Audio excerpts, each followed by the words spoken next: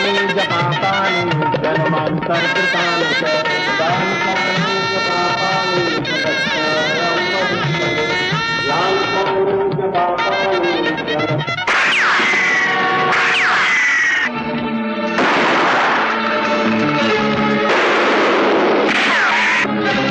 दुल्हन बीवी, अपनी जान की सलामती चाहती हो तो उतार दो सारा सोना जो सर से पांव तक पहन रखा है।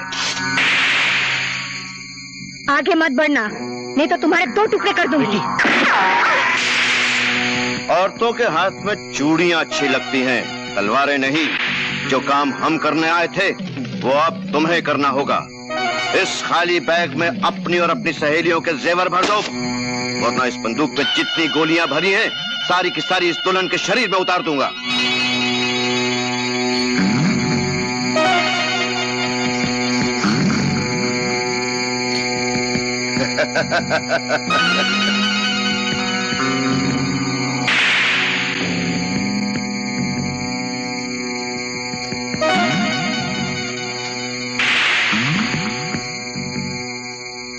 ये लो अपना पाप।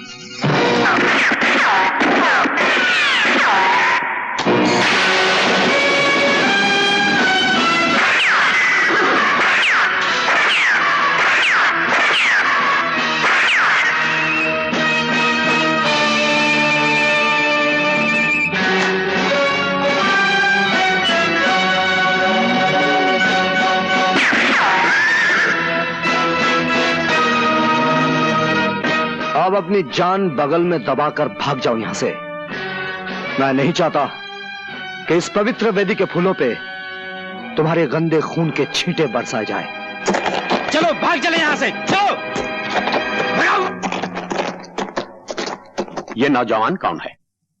लोग कहते हैं जब कहीं जुल्म की आंधी उठती है या किसी सुहागन का सिंदूर खतरे में होता है, यह नौजवान वहां पहुंच जाता है।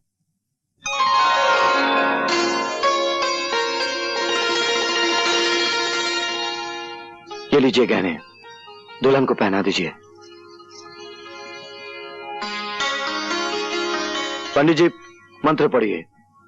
जो फेरे शुरू हो चुके हों वो कभी अधूरे रहने नहीं चाहिए। ओम स्वस्तिना इंद्रो बृहस्पतिर्वाः स्वस्तिना पूषा विश्ववेदाः स्वस्तिनो। परम धर्म वाले की गोलियों से तो बचकर आ गए हम लोग, लेकिन शमशेरा से हमें कौन बचाएगा? वो हमें जिंदा जला डालेगा। इसने ठीक ही कहा। शमशेरा की किताब में इससे बड़ा कोई जुर्म नहीं है और इस जुर्म की सजा है मौत, सिर्फ मौत। और मौत से बचने का एक ही रास्ता है और एक ही जगह है। वो कौन सी जगह है? वो है पुलिस की हवालात।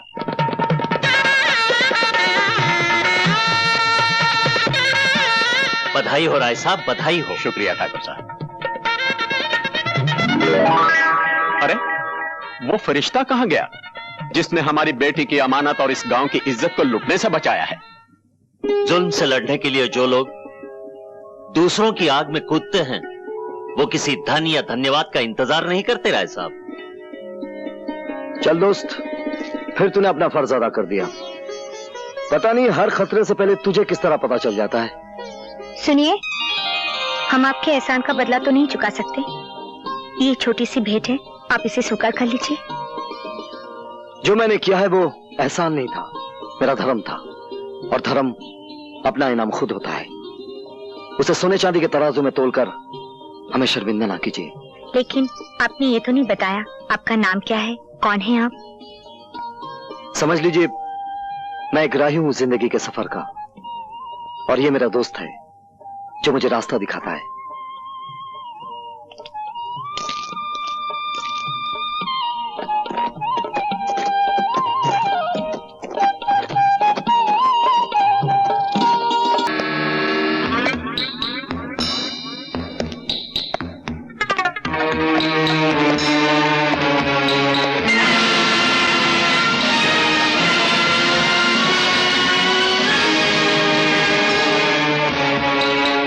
गद्दारो, तुमने अपनी हिफाजत के लिए जगह तो अच्छी ढूंढी है, लेकिन ये भूल गए कि दुनिया में कोई भी ऐसा मुकाम नहीं जहां मौत का फरिश्ता अपने पर न फैला सके। इस थाने की दीवारें तो ईंट और पत्थरों की बनी हुई है। मैं तो फौलाद की दीवारें चीरकर भी तुम तक आ जाता, ये बताने के लिए कि ये दुनिया ऐसा जंगल है जिसमें सिर्फ शेरों को जीने का हक है, तुम जैसे गीदड़ों को नहीं।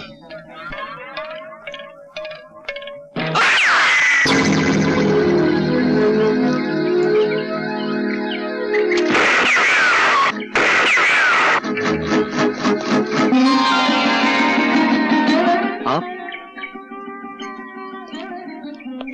गोली आपने चलाई? हाँ। क्यों? एक बहुत बड़ी चोरी हो गई। क्या? दिल। मैं तो कुछ और ही समझा था। किसने चुराया आपका दिल? जिंदगी के सफर की एक राहिनी, जिसकी राह ढूंढते ढूंढते मैं यहाँ तक पहुंच गई हूँ।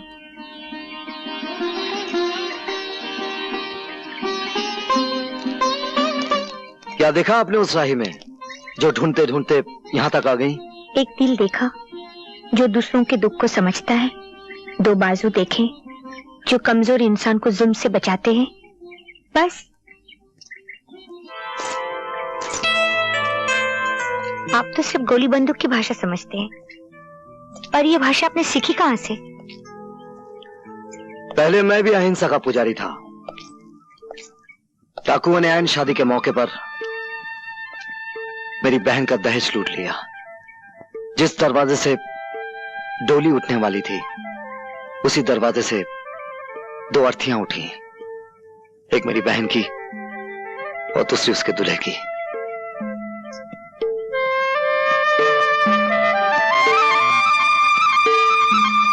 लेकिन तुम जिसका ख्वाब देख रही हो कभी पूरा नहीं हो सकता।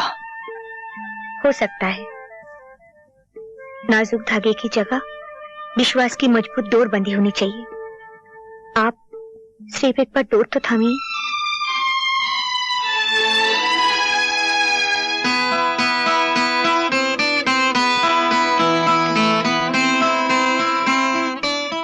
मैं भी तुम्हारे विश्वास की ताकत के सामने हार गया, जैसे एक बार मौत का देवता सत्यवान की सावित्री के विश्वास के सामने हार गया था।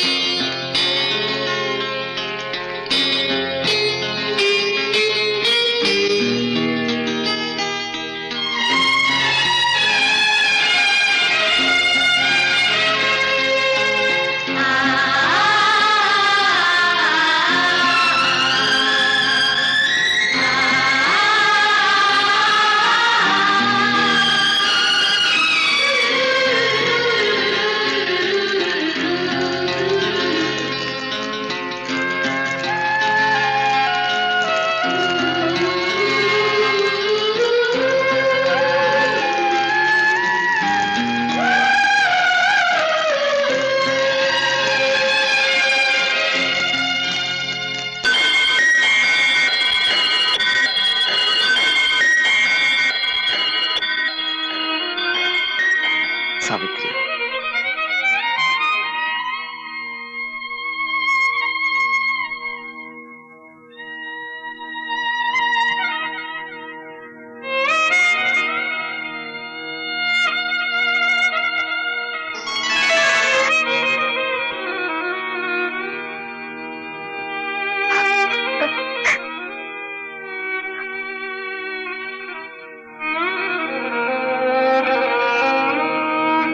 सावित्री, हम दोनों के बीच जो कुछ भी हुआ है वो दो शरीरों की मांग नहीं थी, दो आत्माओं का मिलन था। दुर्गा मां हमारी शादी की गवाह है। मैं इसी वक्त तुम्हारे पिताजी के पास जाकर हमेशा के लिए उनसे तुम्हारा हाथ मांग लूंगा। तो मैं क्या समझूं, आपकी तरफ से शादी की बात पक्की हुई क्या आपको मेरे वचन पे विश्वास नहीं? आपके वचन पे मुझे पूरा यकीन है, पर अपनी जिंदगी का भरोसा नहीं। उम्र को जब बुढ़ापे का दीमक लग जाता है तो इंसान को हर सांस आखिरी सांस मालूम होती है।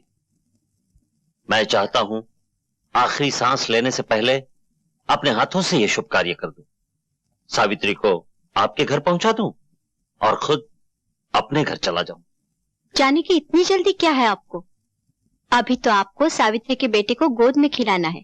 नाना के गोद में नहीं, दादी की गोद में खेलना है।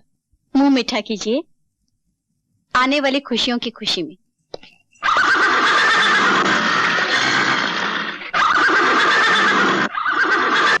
आपके घोड़े को क्या हो गया आज? इसे कुछ नहीं हुआ, लेकिन यहां से दूर जरूर कुछ हुआ होगा। आज फिर किसी सुहागन का सिंदूर और दहेज खतरे में है। आप सोच क्या रहे हैं? आपका धर्म आपको बुला रहा है, आप जाइए। मैं तुम्हारे बारे में सोच रहा हूं सावित्री। वहां पहुंचना मेरा धर्म बनता है और तुम्हारे पिताजी से मिलना मेरा फर्ज। आप इस उलझन में मत पड़िए। अगर मेरे कारण कोई दुल्हन लूट गई तो मैं अपने आप को कभी माफ नहीं कर पाऊंगी। मैं चाहती हूँ मेरा प्यार आपके हाथ की तलवार बने, पांव की बेड़ी नहीं। आप जाइए, मैं आपका इंतजार करूंगी।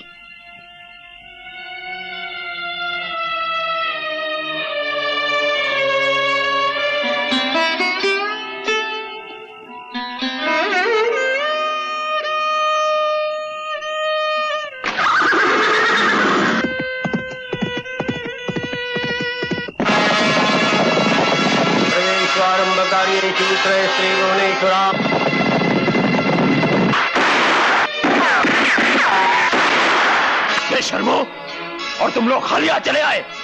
लानत है तुम पर। डूब मरो चुल्लू में पानी में। विनायकं गुरुं बाणं ब्रह्म विष्णु महेश्वरान् सरस्वतीं प्रणम।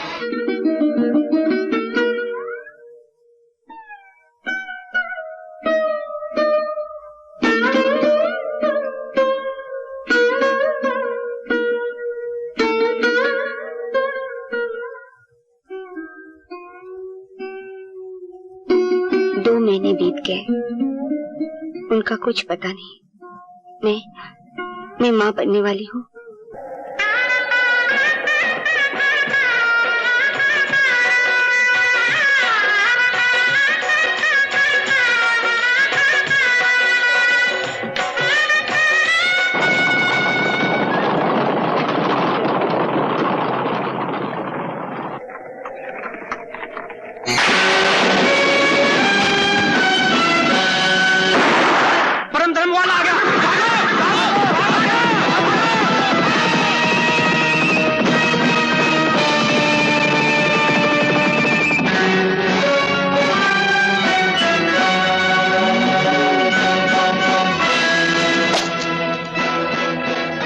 घबराने की कोई बात नहीं, सारे डाकू भाग गए।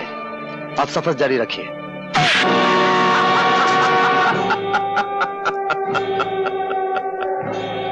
हाँ, लेकिन अब तुम्हारी जिंदगी का सफर खत्म हो चुका है। तुमने कई बाजियों में मुझे शिकस्त दी।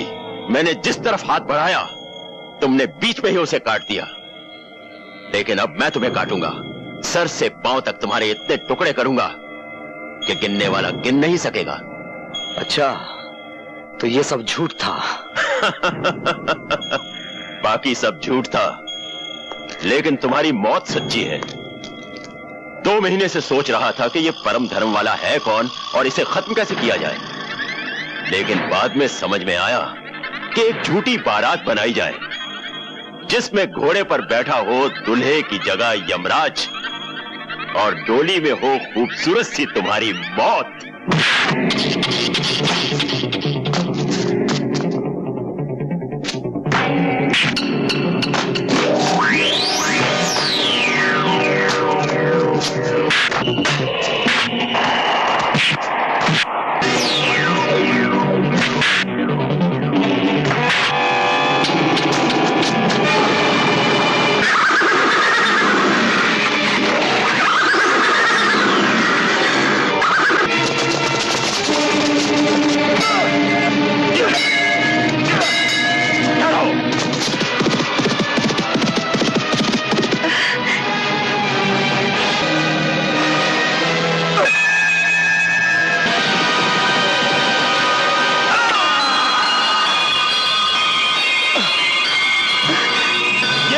तेरा कर्म और ये रहा तेरा कर्म।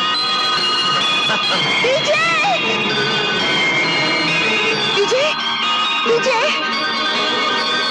आंखें खोलो विजय!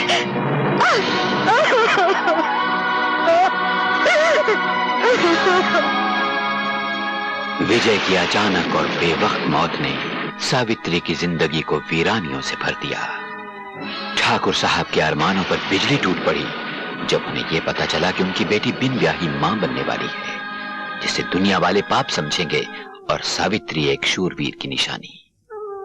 अपनी इकलौती बेटी का जीवन बचाने के लिए ठाकुर साहब ने एक झूठ का सहारा दिया और सावित्री से कहा कि उसने विजय के बच्चे को जन्म तो दिया, लेकिन बच्चा मरा हुआ था।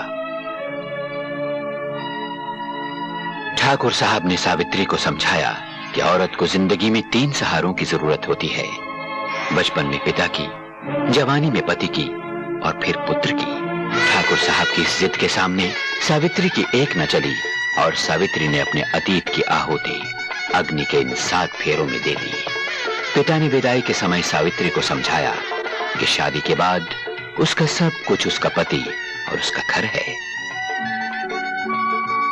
इधर सावित्री ने ठाकुर प्रेम सिंह के पुत्र को जन्म दिया। बेजुबान फरिश्ता बहादुर अपने मालिक विजय को नहीं भूल पाया और उसकी निशानी रवि पर अपनी वफादारी न्यौछावर करने लगा। डॉक्टर साहब ने उस बच्चे को अपने बच्चे की तरह पालने का वादा किया।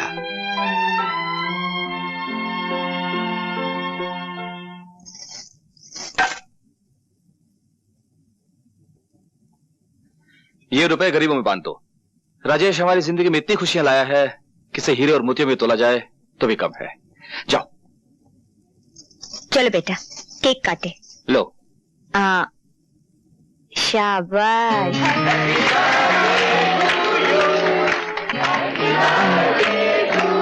ये लो।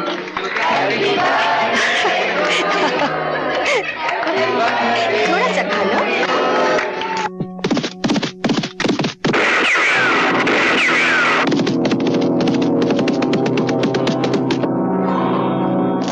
खबरदार, कोई अपनी जगह से हिलना नहीं। सब जेवरात और पैसे निकालकर इस मेज पर रख दो, वरना जिस बच्चे का जन्मदिन मनाया जा रहा है, ये आज उसका आखिरी जन्मदिन होगा। नहीं। चलो।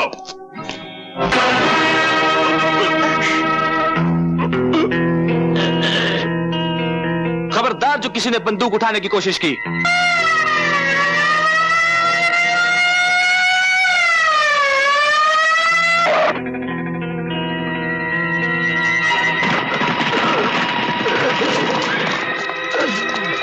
इंस्पेक्टर, गिरफ्तार कर लो इसे। तुमने मेरी एक आंख फोड़ी है ठाकुर। तुम्हें अपनी दोनों आंखों के साथ जान से भी हाथ धोना पड़ेगा।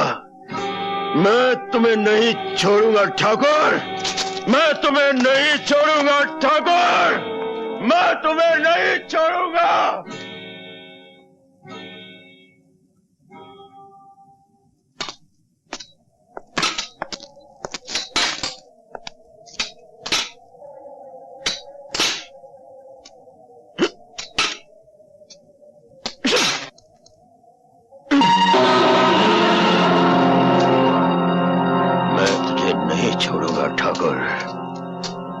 तूने मेरी एक आंख फोड़ी है, तुझे दोनों आंखों के साथ साथ जान से भी हाथ धोना पड़ेगा। नहीं छोड़ूंगा ठाकुर, नहीं छोड़ूंगा, नहीं छोड़ूंगा। ये क्या, मंदिर नहीं जाना?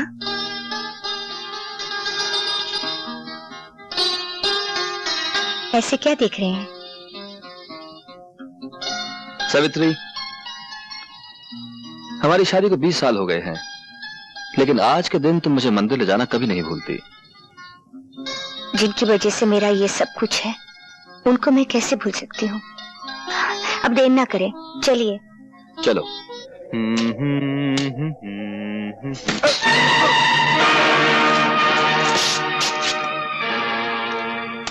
आज तुमने टांग अड़ाई है 144, फिर ना रोना कभी, नहीं तो उसे काट कर तुम्हारी गर्दन के साथ बांध दूंगा।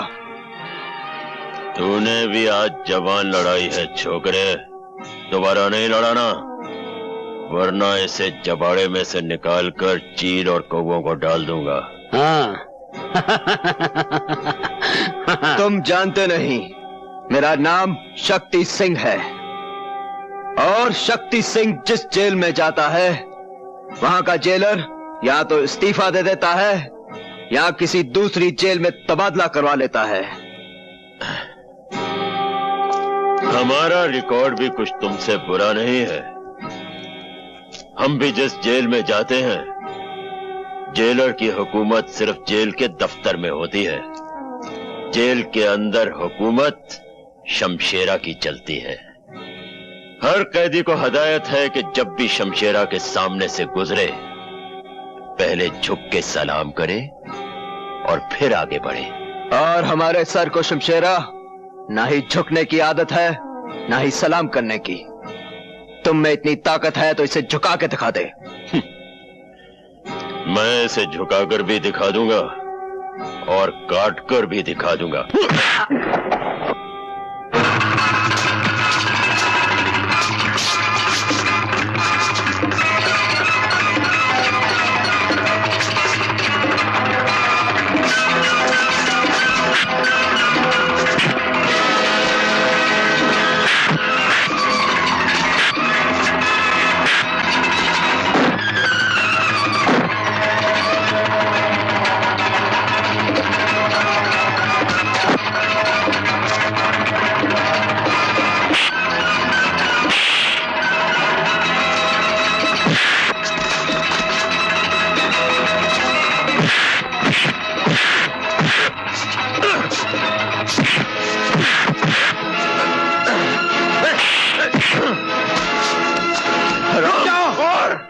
शमशेरा, शमशेरा, तुम 7 साल के लिए जेल में आए थे, लेकिन इन्हीं खूनी उबालों की वजह से तुम्हारी सजा 7 साल से बढ़कर 14 साल हो गई, और फिर 14 साल से 21 साल। कल तुम्हारी रिहाई का दिन है, कहीं ऐसा ना हो कि रिहाई का मुंह देखने के लिए फिर तुम्हें बरसों लग जाएं। शमशेरा ने पहली बार अकल की बात सुन भी ली और मान भी ली। नौजवान जाओ, तुम्हारी किस्मत अच्छी है।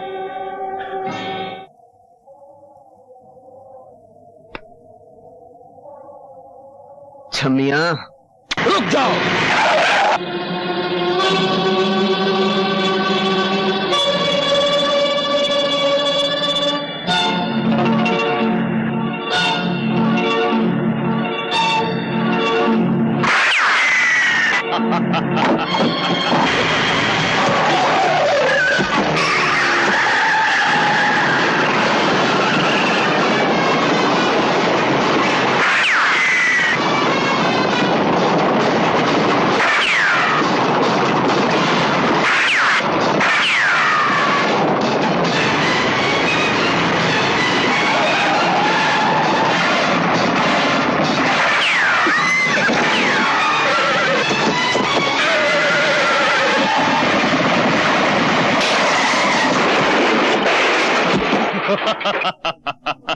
ले चलो।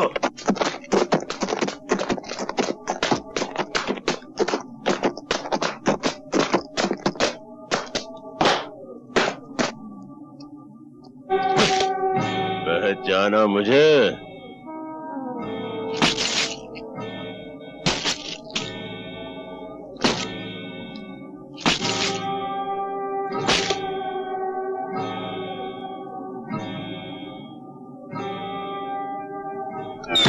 अपनी मौत को सामने देखकर भी नहीं पहचानते? शेरा,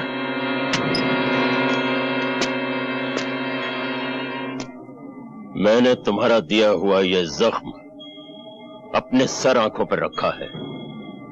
बरसों जेल में पत्थर तोड़े हैं ताकि जिस दिन तुमसे मुलाकात हो तुम्हारा हिसाब चुकता कर सकूं। आज वो दिन आ गया है ठाकुर। इसे पहचानते हो?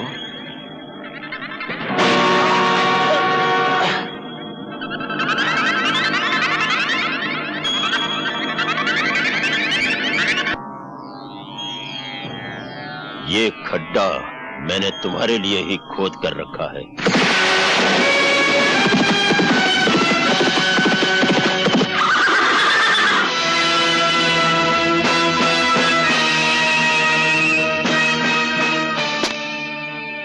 जो दूसरों के लिए खड्डा खोदता है वो खुद उसी में आकर गिरता है। जिन बच्चों के अभी दूध के दांत भी न टूटे हों, उन्हें इस तरह उछलकर मर्दों की तरह बात नहीं करनी चाहिए। मर्द तो मैं हूं, वो भी असली, और बेटा भी मर्द का। कहो तो मर्दानगी के 2-4 नमूने पेश करूं? ठहरो।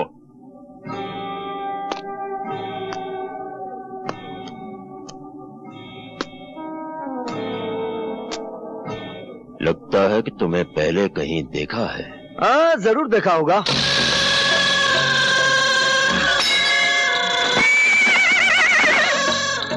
लो, बहादुर भी हाँ कह रहा है। अच्छाई बुराई की मुलाकात तो हर युग में होती है, फिर वही होता है जो हमेशा से होता आया है। बच्चे, हम कोई मामूली बला नहीं। जहां बुराई खत्म होती है, हम वहां से शुरू होते हैं। अगर तुमने मां के पेट में ही सुन लिया होता कि हमारा नाम राजा शमशेर सिंह उर्फ शमशेरा है, तो शायद तुम पैदा होने से ही इनकार कर देते। फिर तो गया खड्डे में। क्या मतलब? मुलाकात तो होनी ही थी। विधाता के लिखे को कौन मिटा सकता है? रावण था तो राम थे, कंस था तो कृष्ण थे, दुर्योधन था तो धर्मपुत्र थे, राजा है तो रवि है। थोड़ी देर में दुनिया कहेगी कि रवि था और राजा है। हमने बड़े बड़े कर्मवीर देखे, धर्मवीर देखे, परमवीर देखे, शूरवीर देखे, लेकिन शब्दवीर पहली बार देखा। हमने भी बड़े बड़े राजा देखे। गलियों का राजा देखा, सड़कों का राजा देखा, भिखारियों का राजा देखा, लेकिन आज पहली बार कब्रिस्तान का काना राजा देख रहा हूं। देखो मिस्टर कान्या, मारा मारी से पहले एक शर्त है। जो खड्डे में पहली बार गिरेगा वो अपने हाथों से मिट्टी समेट कर अपने आप को दफन कर लेगा। मंजूर? मुझे मंजूर है।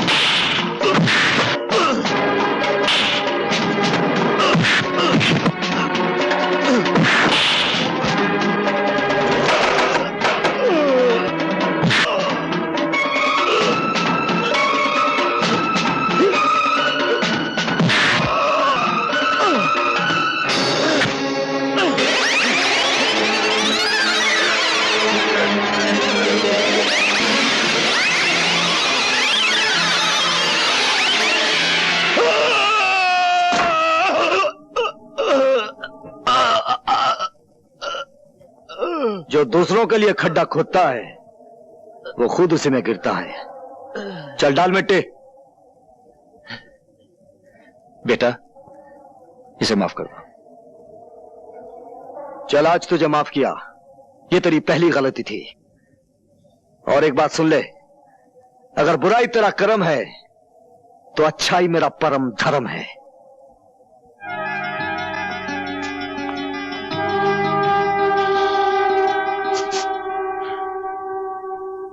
हाय राम, ये क्या हो गया आपको? कैसे हुआ ये सब? जिंदा पहुंच गया तुम्हारे पास। भगवान का शुक्र करो सावित्री। शमशेरा तो आ ही गया था आज, अपनी आंख का मेरी जान से बदला चुकाने। मुझे मारने से पहले एक नौजवान कहीं से आ गया और उसने तुम्हारी मांग का सिंदूर मिटने से बचा लिया। कहाँ है वो नौजवान? आप उसे साथ नहीं लाए? वही तो यहाँ लेके आया है मुझे। बाहर खड़ा है वो।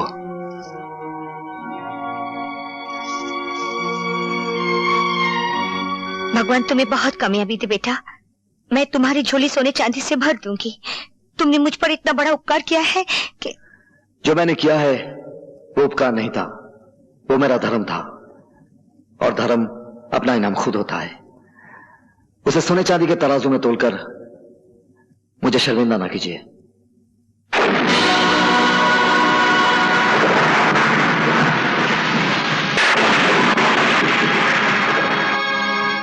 मैं चलता हूं। उनकी देखभाल के लिए किसी डॉक्टर को बुला लीजिए।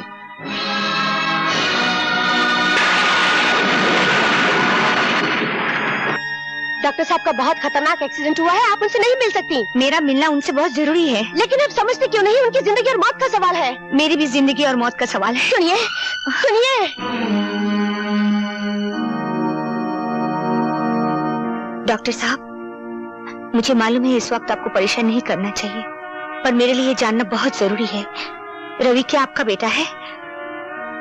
तुम्हें कुछ शक है सावित्री?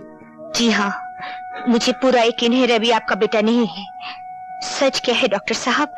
बोलिए, सच क्या है? ये सच है सावित्री, रवि तुम्हारा ही बेटा है।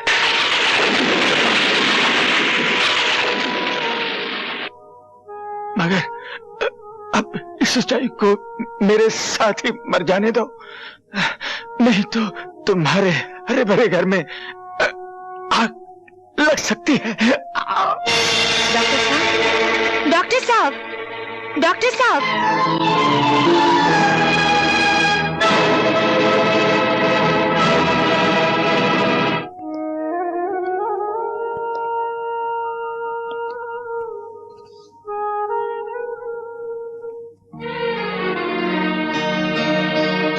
माँ के बाद आप ही मेरे सब कुछ थे। हम मुझे छोड़कर चले गए। मैं अनाथ हो गया पिताजी, मैं अनाथ हो गया।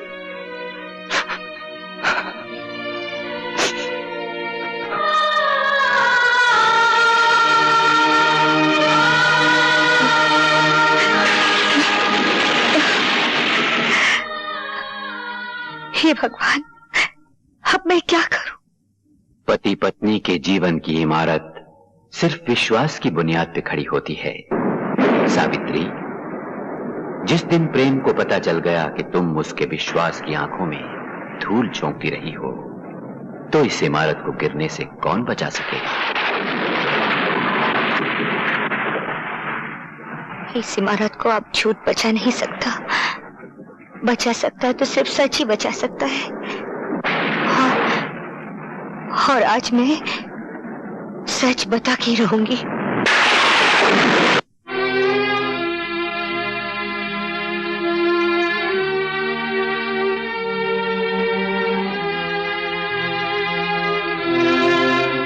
क्या बात है सावित्री?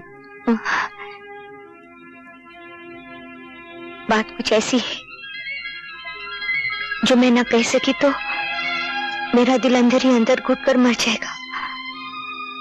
मैं आपसे सब... मैं जानता हूं तुम क्या कहना चाहती हो। मैंने तुम्हारी आंखों में तुम्हारे दिल की कहानी पढ़ ली है। तुम अपने बेटे के बारे में बात करना चाहती हो ना? हाँ हाँ, आपको कैसे मालूम कि मैं अपने बेटे के बारे में बात करना चाहती हूँ? सावित्री, मैंने जिंदगी के कितने साल गुजारे हैं तुम्हारे साथ, दुख सुख बांटे हैं। तुम्हारी जिंदगी का ऐसा कौन सा कोना है जो मुझसे छुपा है एक कोना जिसमें आज तक अपने... मैं वो कोना भी जानता हूं। उसका नाम है रवि। रवि? क्या बताया रवि ने आपको? उसने बताया कि तुम डॉक्टर को मिलने गई थी। डॉक्टर ने तुमसे कुछ कहा और दम तोड़ दिया। वो बिलक बिलक कर रोने लगा और तुमने उसके सर पे अपना हाथ रख दिया। और क्या कहा रवि ने? उसने कहा जब अपना हाथ तुमने उसके सर पर रखा तो उसे ऐसे लगा जैसे उसकी मां वापस आ गई हो।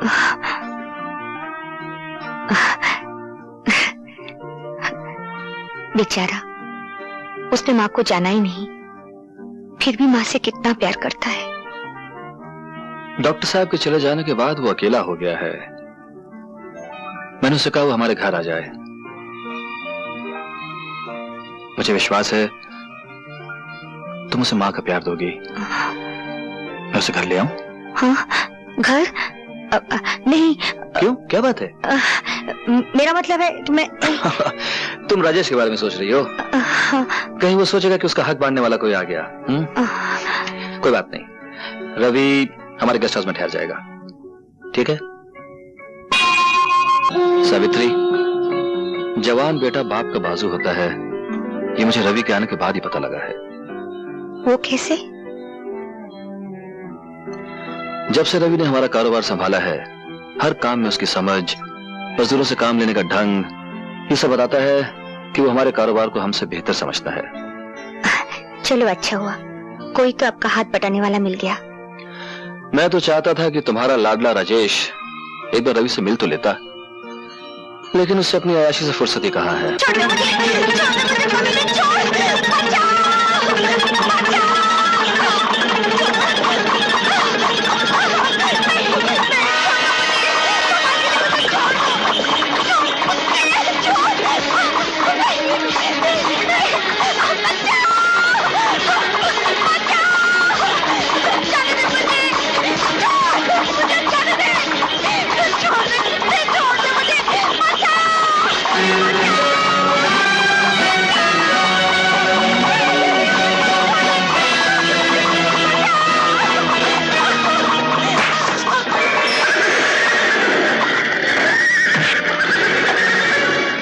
कौन हो तुम जो मेरे और मेरे शिकार के बीच में आके खड़े हो गए हो? शिकार का इतना ही शौक है तो जंगल में जाओ और किसी शेर का शिकार करो। कमजोर लड़कियों पर हमला करने वाले को शिकारी नहीं कहते। मालूम होता तुम्हारे मुंह में जो जबान है जरूरत से ज्यादा लंबी है, उसे काट के छोटी करनी पड़ेगी। मेरी जबान काटने से पहले मेरे हाथ की लंबाई तो देख ले।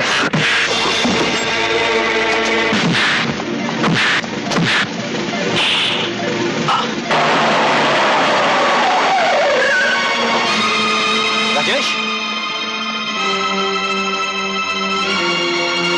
राजेश, ये क्या हो रहा है? बेटे, यही हो रवि है, उस दिन जिसने शमशेरा से तेरे पिता की जान बचाई, और अब हमारे कारोबार में इनका हाथ बटा रहा है। तो यूं कहो माँ कि ये हमारा नया नौकर है, जो हमारे टुकड़ों पर पलकर अपनी औकात भूल रहा। राजेश, रवि, तुम बताओ क्या हुआ? आप इन्हीं से पूछ लीजिए। मैं जानता हूं गलती तुम्हारी ही होगी राजेश। चलो हाथ मिलाओ इसके साथ। मैं नौकरों से हाथ नहीं मिलाता।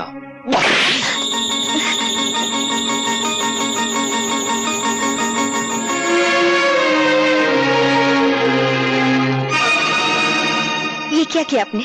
जवान बेटे पर हाथ उठाया? हाँ।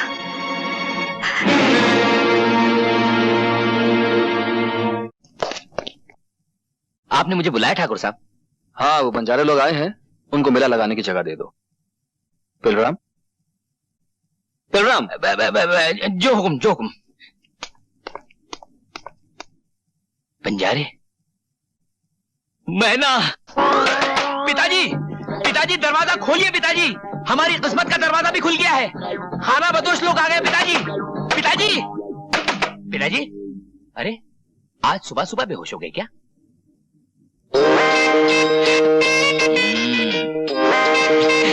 पिताजी, पेलो, होश से काम लो, जोश से नहीं। सवेरे सवेरे तुमने सारे घर की छत सर पे उठा रखी है। तुम अच्छी तरह जानते हो कि तुम्हारे दादाजी को अखबार पढ़ते वक्त शोर बिल्कुल पसंद नहीं। ये सुबह सुबह शोर कैसा है झेलू? पिताजी, पिताजी, आपका पेलू आया है। पिताजी, पिताजी, कुछ सुना आपने? आपका परपोता पेलू आया है। दादाजी गजब हो गया, मैना और उसके कबीले वालों ने हमारी जमीन पर डेरा डाला है, और मैना है ना पहले से भी ज्यादा खूबसूरत और जवान हो गई है। वो तो भागने को तैयार थी, लेकिन उसकी कम उम्र, आप लोग और हवालात के डर से मैंने ये आइडिया पोस्टपोन कर दिया। लेकिन अब वो पूरी तरह बालिग हो चुकी है, और ये मौका मैं अपने हाथ से खोना नहीं चाहता। और इससे अच्छा मौका और क्या हो सकता है भीम पलासी खानदान से हमारे पुरखों की इज्जत का बदला लेने का है? ये क्या हो रहा है मैना? तेरी सुबह पे उस पेलू का नाम, तेरी शादी और उस पेलू लफंगे के साथ? नहीं, कभी नहीं। मेरी खानदानी दुश्मन के साथ नहीं, कभी नहीं होगी। बापू, मैं तन मन और जान से पेलूराम की थी, पेलूराम की हूँ और पेलूराम की रहूंगी।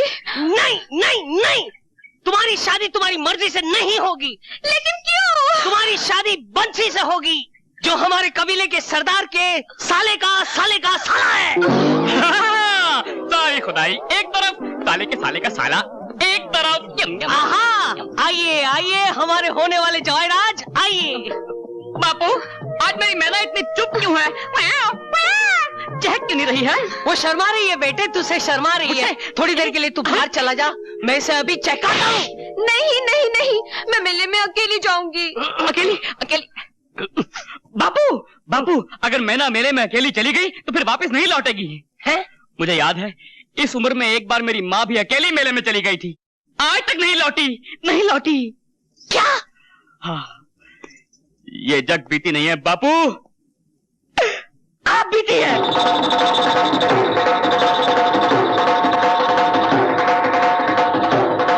आओ आओ गुलफाम, आओ मेहरबान शहनशाह जहान, मेरे रुस्तमे जमाल, आओ और आके मुझसे पंजा लड़ाओ और अपनी मर्दानगी आजमाओ।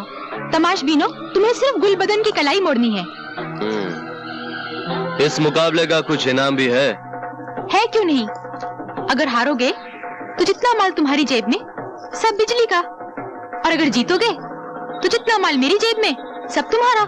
फिर तो हम देखेंगे कि तुम्हारी जेब में कितना माल है।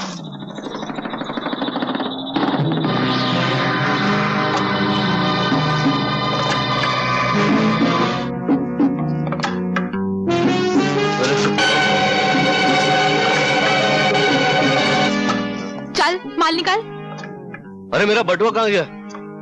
अरे घर से बटुआ लाया भी था या फोकट में ही तमाशबीनी करने चलाया था? अरे देखो लोगों, ये खेल इसी कलाई का नहीं, हाथ सफाई का है। अबे ए जग्गा, जरा दिखाना इस मर्दुए को अपने हाथ की सफाई। अबे चलता, अबे मुंह से ऐसी बात आ रही जैसे शराब का पूरा पीपा उधेड़ दिया अंदर। अरे ओ शराबी, क्यों दूसरों का बिजनेस खराब करता है? चल चल यहाँ से, चल। अरे छोड़ो मुझे यार। है कोई और कोई है कलाई मोड़ने वाला? ओ बिजली भाई, हम आ गए तुम्हारे बाजार में अपनी मर्दानगी आजमाने। देखना है कितना जोर है तुम्हारी कलाई में। हार जाओगे शहजादे, बिजली से जो पंजा लड़ाता है मुंह की खाता है। पंजा तो हम लड़ाएंगे बिजली भाई, तुम्हारी कलाई तो फूलों की तरह है। अरे हम तो वो हैं जो नंगी तलवार को मुट्ठी में पकड़ लेते हैं।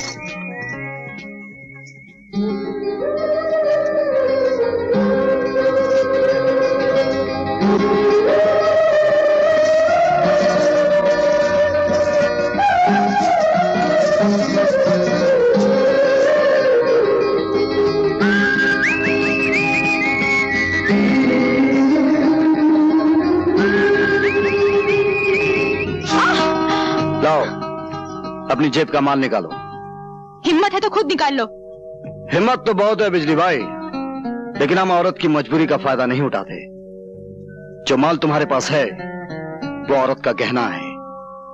नहीं, बस तू इस पिंजरे में बंद रहेगी, तू मेले में नहीं जाएगी। मैं ये नहीं चाहता कि लोग ये कहें कि जिस तरह बंसी की माँ मेले से भाग गई थी, वैसे ही उसकी होने वाली बीवी भी मेले से भाग गई। ये चाबी अब उसी वक्त बाहर निकलेगी जिस दिन तेरी डोली इस घर से निकलेगी, समझी? बाबू, मैं मेले में जाऊंगी, मुझे मेले में जाना है बाबू। बाबू मैना, मैना, कौन है? कौन है? मैना और तोते का खेल देखो। दिल्ली का कुतुब मीनार देखो। बंबई का गेटवे ऑफ इंडिया देखो। कलकत्ते का हावड़ा ब्रिज देखो। सब देखा हुआ है, ये सब देखा हुआ मैंने। तो फिर पेरिस की गोरी मैम देखो। गोरी मैम? हाँ। क्या करती है? क्या करती है? खुद ही देख लो। दिखाओ दिखाओ दिखाओ। मदद करो, मदद करो, जल्दी मदद करो। मदद। गोरी मैम का स्पेशल रेट है 10 रुपया। 10 रुपया? दिखाओ, पहले दिखाओ। हाँ, तुम तैयार हो? हाँ, जल्दी उतारो, जल्दी उतारो। साहब बड़े बेचैन है, देखो साहब। उतार दे।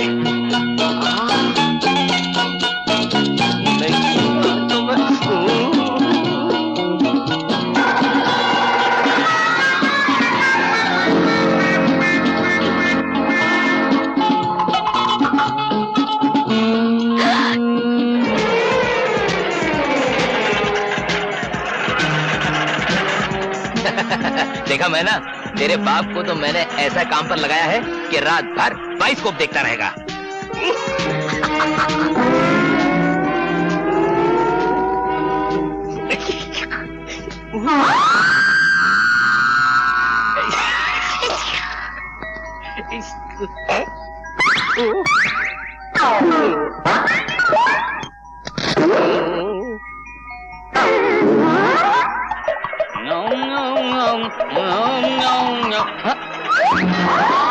चल चल जा।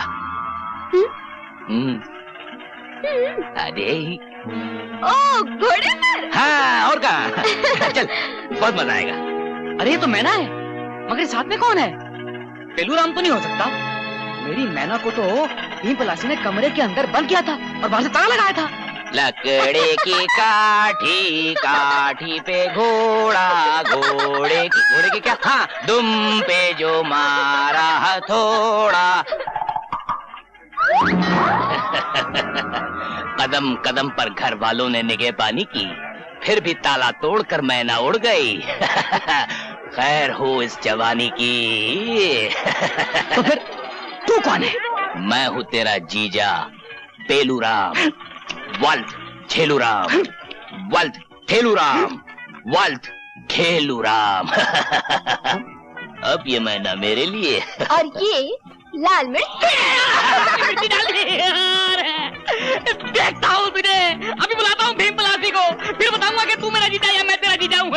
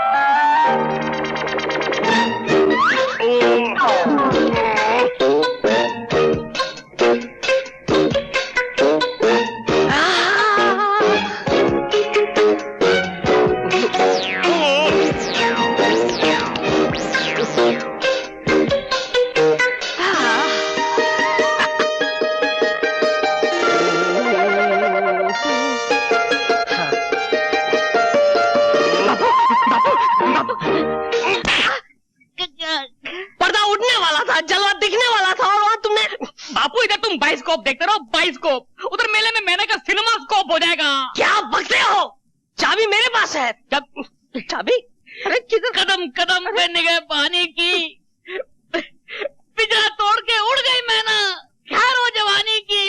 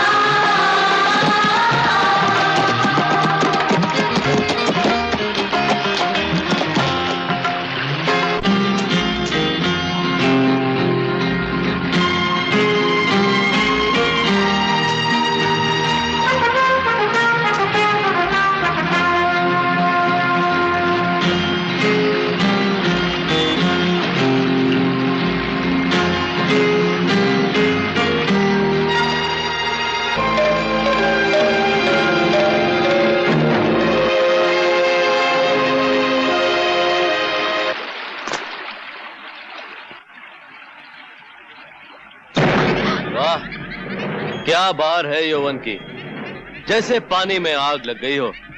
भूल गए उस दिन की हार? नहीं भूला, इसीलिए तो यहाँ आया हूँ उस दिन का फैसला करने। तुम भी अकेली हो, मैं भी अकेला हूँ। आज पंजा लड़ा लो तो मजा आ जाए।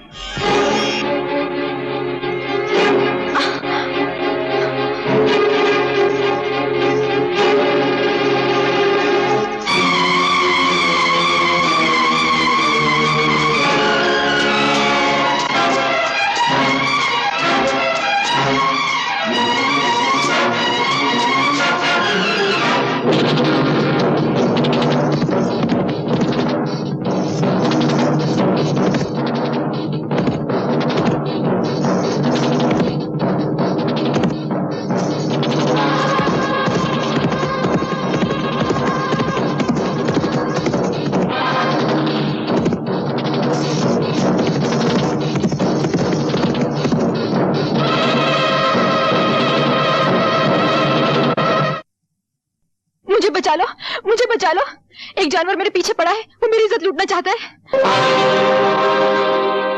फिर आके खड़े हो गए मेरे और मेरे शिकार के बीच में। तुम्हारे हाथों को जुल्म करने की आदत पड़ गई है, तो मेरे हाथों को जुल्म से लड़ने की आदत पड़ गई है। आज मैं तुम्हारा किस्सा हमेशा के लिए खत्म कर देता हूं। अगर मैं चाहूं तो इस गुस्ताखी के बदले में इस पिस्तौल में जितनी आग है तुम्हारे सीने में उतार दूं, लेकिन मैं ऐसा नहीं करूंगा, क्योंकि मैं नहीं चाहता कि जिन लोगों ने मुझे इतना प्यार दिया है, मैं अपने गुस्से की खातिर उनके खानदान का अकेला चिराग बुझा दूं। जाओ, अपने घर जाओ। ठहरो, जाने से पहले एक नजारा तो देखते जाओ।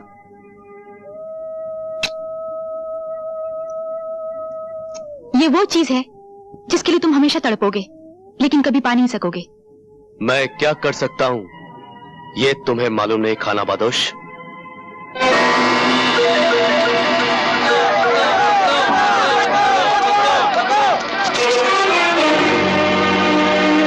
हट जाओ मेरे रास्ते से, नहीं तो एक एक को भून के रख दूंगा।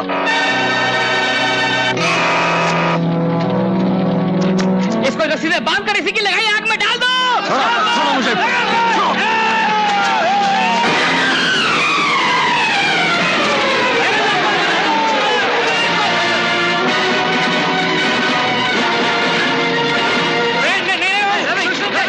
हमारी बस्ती को आग लगाई है। मैं तुम लोगों से वादा करता हूं, मैं अपने हाथों से बस्ती बना दूंगा।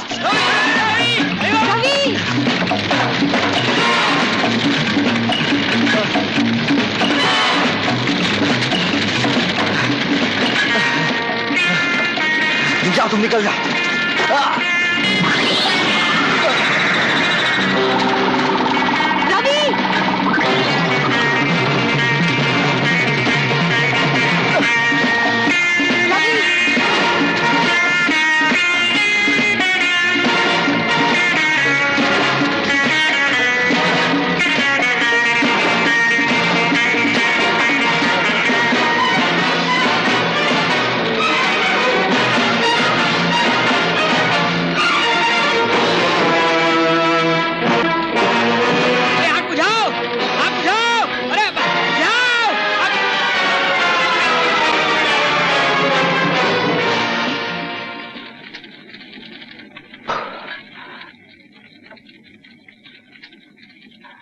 चलो, आग कम हो गई।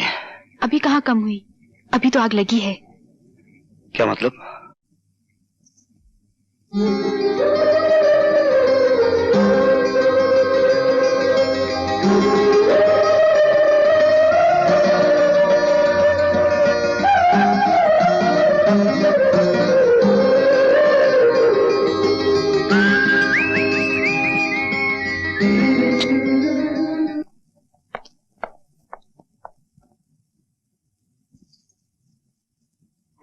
क्या कर रहे हो राजेश? तुम्हारा हार देख रहा हूं माँ, बहुत खूबसूरत है। ये हमारे खानदान का 9 लाख हार है। पहले इसे मेरी सास ने पहना, अब मैंने पहन रखा हुआ है, आगे चलकर हमारी बहू पहनेगी। ये क्या कर रहे हो राजेश? इसे लेकर कहाँ चल रही है? तुम्हारी बहू के गले में डालने के लिए। तुम इतने गिर गए हो कि आज तुम्हारा हाथ माँ की गर्दन तक पहुँच गया। जो आदमी नजरों से गिरा दिया गया हो, उसे क्या मालूम उसके हाथ क्या कर रहे हैं और पांव कहां जा रहे हैं। राजेश सुनो, जेल से कब छूटे? मैं जेल से छूटा नहीं, जेल तोड़ कर आया हूं। जितने दिन मैं वहां रहा, तुम्हारी तस्वीर को गले लगाता रहा, उसे चूमता रहा, लेकिन अब दिल बहलाने के लिए तुम्हारी तस्वीर काफी नहीं। मुझे अपनी बाहों में तुम्हारा रेशमी जिस्म चाहिए, तुम्हारा जालिम हुस्न चाहिए, तुम्हारी काफिर जवानी चाहिए। तुम अच्छी तरह से जानते हो मैं नाचती गाती जरूर हूँ, लेकिन अपने जिस्म का सौदा कभी नहीं करती। सौदा नहीं करती तो ना सही, खैरात ही दे दो। मैं भूखा जरूर आया हूँ यहाँ, लेकिन भूखा जाऊंगा नहीं। छोड़ दे मुझे, छोड़ दे। बहुत हो गया तुम्हारी बदतमीजी का तमाशा। मैं बर्दाश्त नहीं कर सकता कि किसी मर्द का हाथ एक कमजोर औरत पर उठे, चाहे वो औरत वेश्या ही क्यों ना हो। सुन लो दोस्त, तुम वैश्य के जीने पर तो चढ़कर खुद आए थे, लेकिन जाओगे 4 कंधों पर सवार होकर।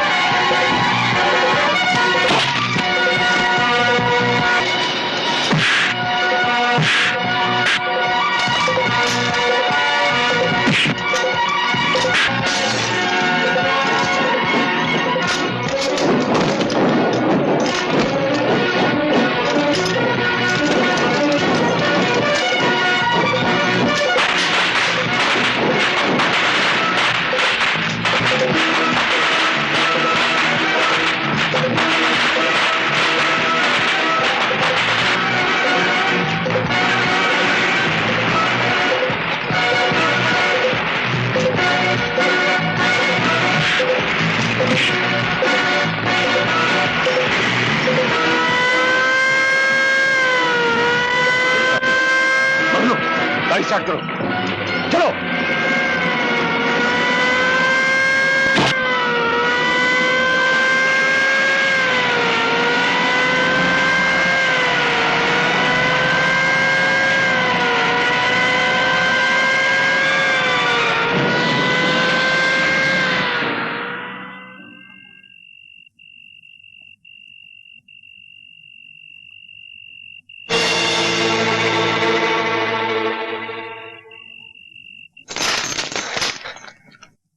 शमशेरा तुम?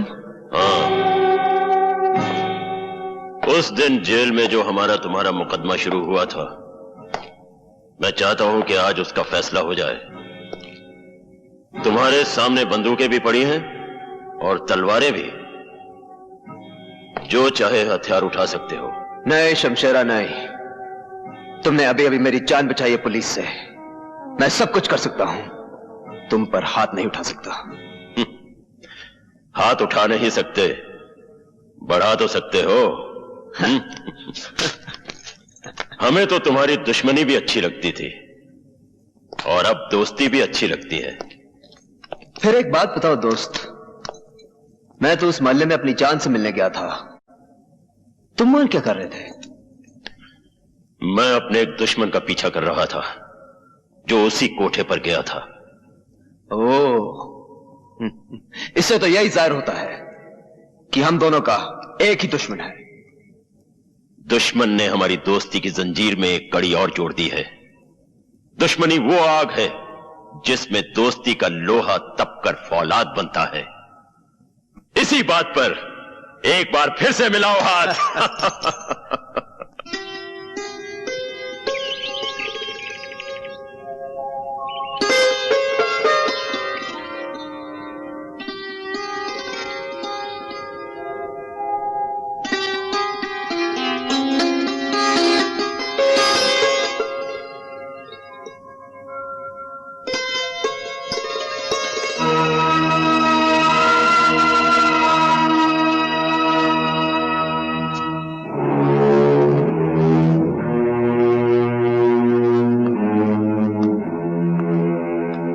जरा सुनिए,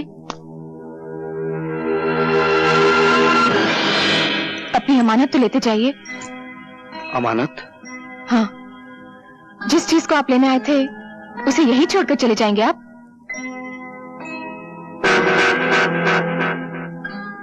ये हार जो आप वापस कर रही हैं, इसकी कीमत जानती हैं आप? जानती हूँ, लेकिन इस हार की कीमत आपकी मुलाकात से बहुत कम है। कल रात जब मैंने आपको मुझ जैसी तवाइफ को बचाने के लिए लड़ते हुए देखा, तो पता चला कि शैतानों की दुनिया में आप जैसे इंसान भी बसते हैं।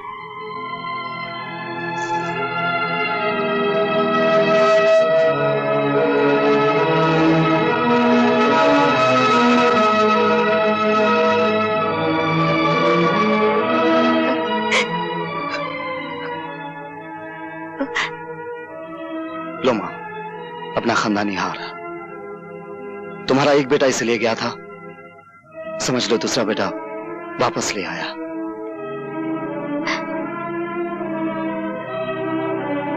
हार तो तुम ले आए हो,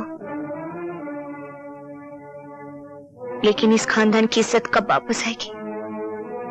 मैंने सुना है मेरा राजेश पागल हो गया उस नाचने वाले के लिए।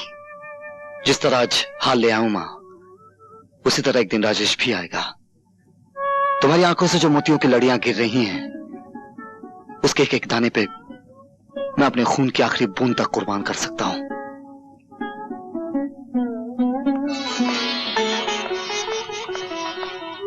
भगवान, आज मैं जिंदगी में पहली बार तुम्हारी मंदिर की सीढ़ियां चढ़कर आई हूं। ये कहने आई हूं कि ना तो मुझे तुम्हारी ये दुनिया चाहिए, न वो, न आसमान पे बिखरे हुए तारे चाहिए, और न जमीन के नीचे दबे हुए खजाने। चाहिए तो बस यही चाहिए, मुझे उस बाजार से उठा लो जिसे आज तक मैं अपनी मां की गोद समझती आई हूं, और मेरे सर पर वो आंचल डाल दो जो एक कोठे वाली को घर वाली बना सकता है।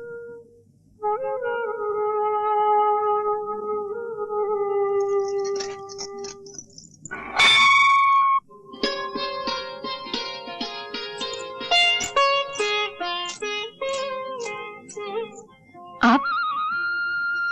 तुम्हारे लिए एक छोटी सी भेंट लाया हूं, इसे कबूल कर लोगी तो समझूंगा मेरे जीवन को अर्थ मिल गया है। जीवन का अर्थ ही तो ढूंढने आई थी आज मैं मंदिर में। मुझे नहीं मालूम था कि देने वाले के हाथ इतने बड़े हैं कि भीख मांगने वालों की झोलियां छोटी पड़ जाती हैं। इसे घर जाकर खोलना। समझ लो मैं जो लाया हूं वो एक सपना है, पूर्णिमा की पिघलती हुई चांदनी का बना हुआ।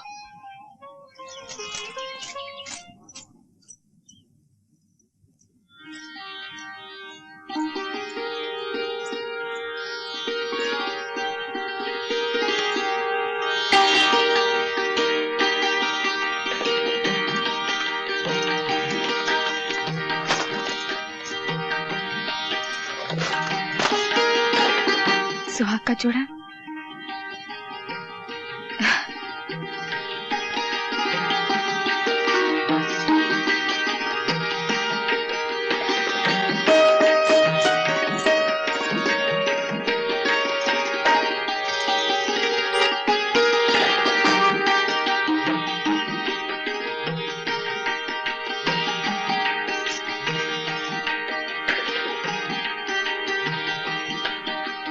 ये आज मुझे क्या हो गया है?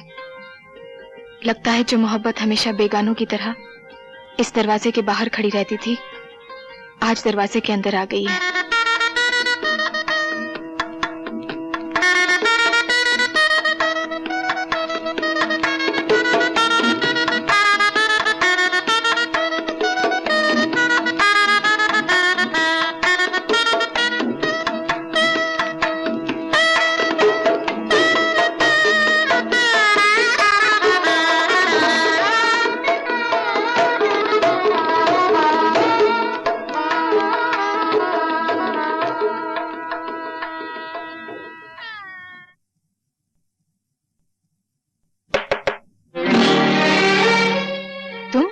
कसर है तो सिर्फ इतनी कि पलंग पे फूलों की झालर नहीं लगाई गई और हमने दूल्हे का सहरा नहीं बांधा। चलो कोई बात नहीं, सहरा हम सुहागरात के बाद बांध लेंगे। खबरदार जो मुझे हाथ लगाया। अब मैं बाजार में बैठी हुई एक तवाइफ नहीं हूँ, एक शरीफ आदमी की अमानत हूँ जो मुझसे ब्याह कर रहा है। अरे हम भी तो ब्याह ही कर रहे हैं तुमसे। लाओ एक चुटकी भर सिंदूर हम भी तुम्हारी मांग में भर दें। तुम समझते क्यों नहीं?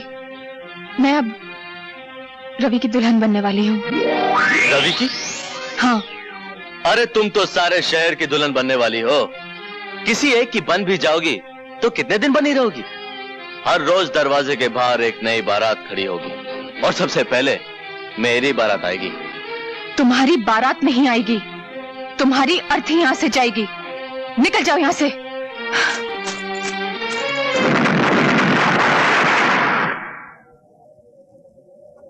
शाबाश, आज रवि की जिंदगी का आखिरी दिन है।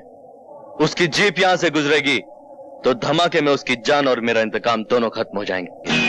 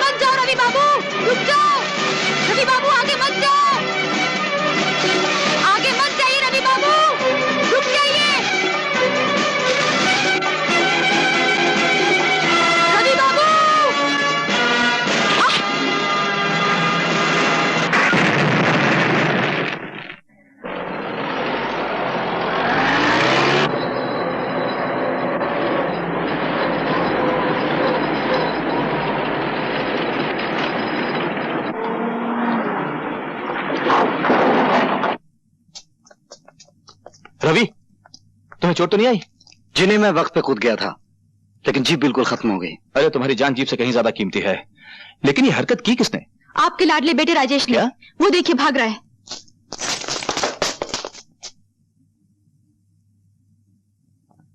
मुझे बचा लो माँ, मुझे बचा लो। आज तुम्हें कोई नहीं बचा सकता। क्या हुआ? क्या किया है मेरे राजेश ने? आज ये एक ही छलांग में इंसानियत की आखिरी हद से गुजर गया है। तुम जानती हो, आज इसने रवि की जान लेने की कोशिश की। रवि की? क्या ये सच है? यही सवाल जब अदालत में इससे पूछा जाएगा तो ये कह नहीं सकेगा कि ये झूठ है। सवाल तो आज मैं अपने आप से कर रहा हूं कि मैंने ऐसे बेटा मांगा क्यों था। मैं तो अपनी वसीयत में लिख जाऊंगा कि मेरी चिता को नीच से नीच आदमी आग दे, मगर ये अधिकार मेरे बेटे को ना मिले। मुझे ये अधिकार चाहिए भी नहीं। चाहिए तो सिर्फ अपना वो हक चाहिए जो आपने एक सगे बेटे से छीनकर एक बेगाने को दे दिया है। मेरा जुर्म ये नहीं कि मैंने रवि की जान पे हमला किया, मेरा जुर्म ये है कि मेरा हमला नाकाम रहा। आपने मुझे बुलवाया ठाकुर साहब? आइए इंस्पेक्टर साहब, इसे गिरफ्तार कर लीजिए। इसने रवि की जान लेने की कोशिश की है। ठाकुर साहब, तुम देख रही हो माँ, पिताजी मेरे साथ क्या सुलूक कर रहे हैं। जो आज हुआ है बेटे, वो कई साल पहले हो जाना चाहिए था। गलती तो हमारी है जो हमने जहर के पौधे को दूध से सींचा। इंस्पेक्टर साहब, ले जाइए इसे। ठीक है। इसे एक मौका दे दीजिए, ये सुधर जाएगा। ले जाइए इसे इंस्पेक्टर साहब। भिजवा दीजिए मुझे जेल में, चढ़वा दीजिए मुझे फांसी के ऊपर। इससे ज्यादा आप कर भी कर सकते हैं। आप मेरे बाप नहीं, कसाई है, कसाई है आप। सावित्री,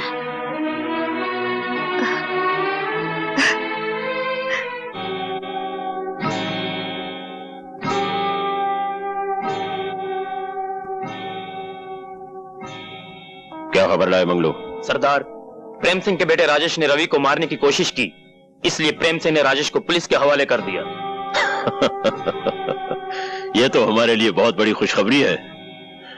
अब शमशेरा बेटे को पुलिस से आजाद करा के उसे उसके बाप ठाकुर प्रेम सिंह को मारने के लिए इस्तेमाल करेगा, और फिर ठाकुर प्रेम सिंह की चिता तैयार करेगा शमशेरा, और उसमें आग लगाएगा उसका बेटा राजेश।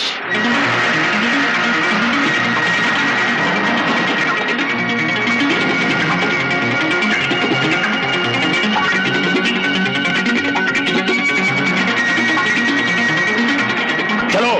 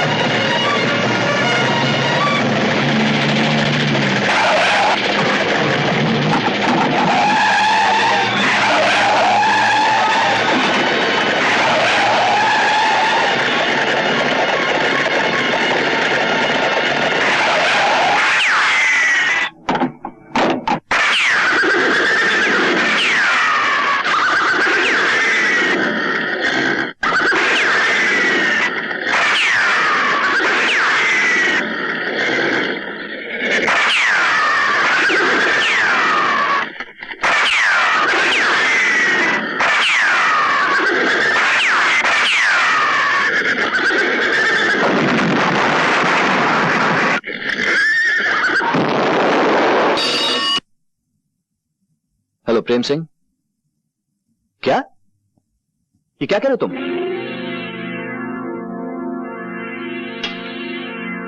क्या हुआ?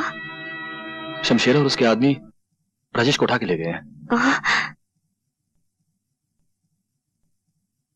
नौजवान, तुम्हारे दिल में यह सवाल उठ रहा होगा कि मैंने तुम्हें क्यों बचाया है। जवाब सुनने के लिए मैं सर से पांव तक कान बन गया हूं। मेरा एक रिश्ता तुम्हारे बाप से है और दूसरा तुमसे। तुम्हारे बाप से मेरी पुरानी दुश्मनी है और तुम्हारी कहानी उस दुश्मनी से भी बहुत ज्यादा पुरानी है। डैडी से आपकी दुश्मनी क्यों है मैं जानता हूं, नहीं जानता तो दूसरी कहानी नहीं जानता। 20 साल पहले मेरा इकलौता बेटा मर गया था।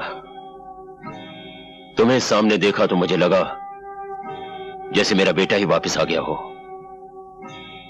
अगर आज वो जिंदा होता तो तुम्हारी ही उम्र का होता। उसके खून में भी जवानी की आग भड़क रही होती, आंखों से शोले लपक रहे होते, मेरे दुश्मनों को जलाकर राख कर देने के लिए। अगर तुम्हारे बाप से मेरी दोस्ती होती तो मैं उसे कहता कि मेरा सब कुछ ले लो, लेकिन अपना बेटा मुझे दे दो। आप अपने दुश्मन के बेटे को अपना बेटा बनाने के लिए तैयार हो जाते? तैयार ही नहीं, बेकरार हूं। और सोचो तो अपने आदर्शवादी बाप के पास तुम जाकर करोगे भी क्या? वो फौरन तुम्हें पुलिस के हवाले कर देगा।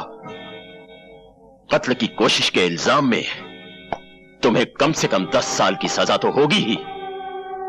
जेल से बाहर निकलोगे तो तुम्हारी जवानी ढल चुकी होगी। खून में भड़कते हुए शोले बर्फ से भी ज्यादा ठंडे हो चुके होंगे। जिंदगी का जुलूस चल तो रहा होगा, लेकिन शमशान की तरफ जाती अर्थियों की तरह। मुझे बचा लीजिए अंकल, बचा लीजिए। अपने मरे हुए लड़के के सदके मुझे अपने आप से अलग मत कीजिए। कैसे कर सकता हूं बेटे? अपने जिस्म से अपनी जान को कौन अलग कर सकता है? और फिर मेरी जान तो पूरे 20 साल के बाद वापस आई है। अरे तू क्यों रो रहा है? क्यों रो रहा है? मंगलवार रात को 8 बजे बारात लेकर आ जाना, मैं तेरी शादी मैना से करवा दूंगा। मंगलवार रात को 8 बजे। बाप के काम आता है, लेकिन इस सिचुएशन में बाप बेटे के काम आया है। हम दोनों ने हम शक्ल होने का फायदा उठाया है। मेरे पिताजी हैं, वो मांस बनाने में माहिर है, ये उन्हीं का कमाल है। और अब तो मेरी शादी मैना से हो चुकी है, तो अब तो कोई डरने की बात ही नहीं है। क्यों परदादा जी? हरिओम। जहाँ चार यार मिल जाए वहीं कर दे चमत्कार। जहाँ चार यार मिलके वो चाल चले, अरे मिलके वो चाल चले, दुश्मन सब हाथ मल पार करे, ऐसा हो जाए बेड़ा पार। जहाँ चार यार ला ला ला ला ला ला ला ला ला ला ला ला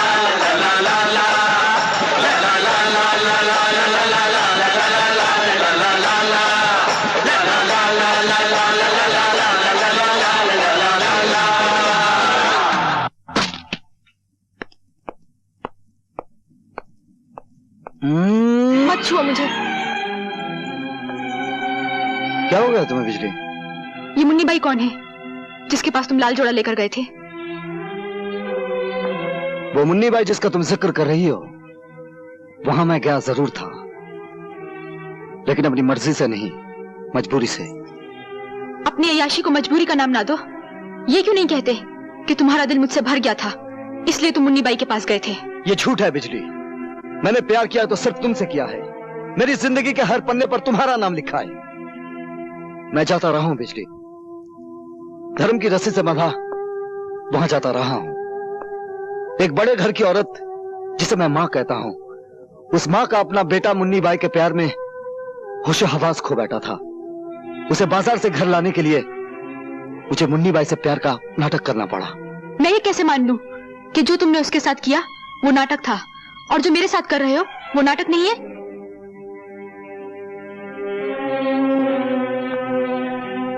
मेरी आंखों में आंखें डालो और होंठों पे होंठ, तो मैं खुद ब खुद पता चल जाएगा कि मैं सच कह रहा हूं या झूठ।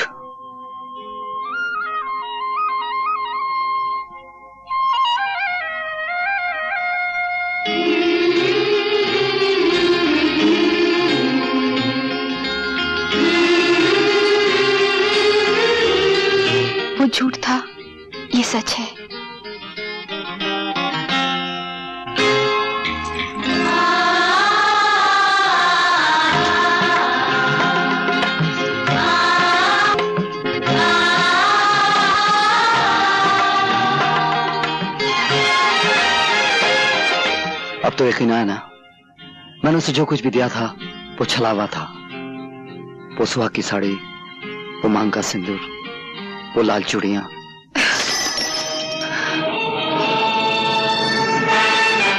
ये लो अपनी लाल चूड़ियां और पहना दो उस छिनाल को जिसे तुम अपने गले लगा रहे हो। दुनिया के तमाम जानवर अपने बच्चों की परवरिश अपने दूध से करते हैं, सिर्फ नागिन अपने पिल्लों को अपने जहर से पालती है। और फिर मैं तो वो नागिन हूँ जिसने सदियों से और नस्लों से सिर्फ जहर ही पिया है। मैं तुम्हें फिर मिलूंगी और जब मिलूंगी तो वो सारा जहर एक साथ तुम्हारे मुंह पर उलट दूंगी।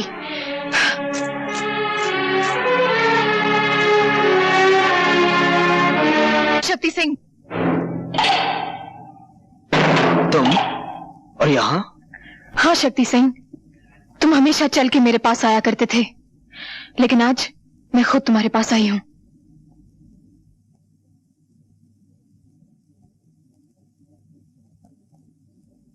प्यासा पहले कुएं के पास आया करता था, आज कुआं चल के प्यासे के पास आया है।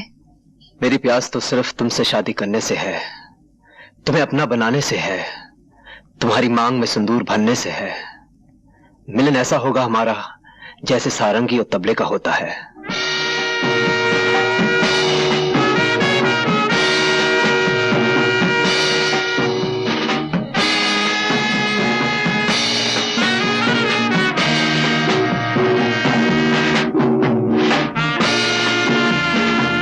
ये मिलन जरूर होगा शक्ति सिंह। मैं अपना हुस्न, अपनी जवानी, जो कुछ भी मेरे पास है, सब कुछ तुम्हारे कदमों में रख दूंगी। लेकिन इससे पहले तुम्हें मेरे लिए एक छोटा सा काम करना होगा। तुम काम बोलो मुनीबाई, तुम्हारे मुंह से जो बात निकलेगी पूरी की जाएगी। मैं चाहती हूँ एक बार, सिर्फ एक बार रवि को मेरे सामने खड़ा कर दो। उसके हाथ और उसके पांव पर इख्तियार तुम्हारे होंगे, लेकिन इसके जान पर हक सिर्फ मेरा होगा, सिर्फ मेरा। समझ लो मुनीबाई, तुम्हें तुम्हारा हक मिल गया।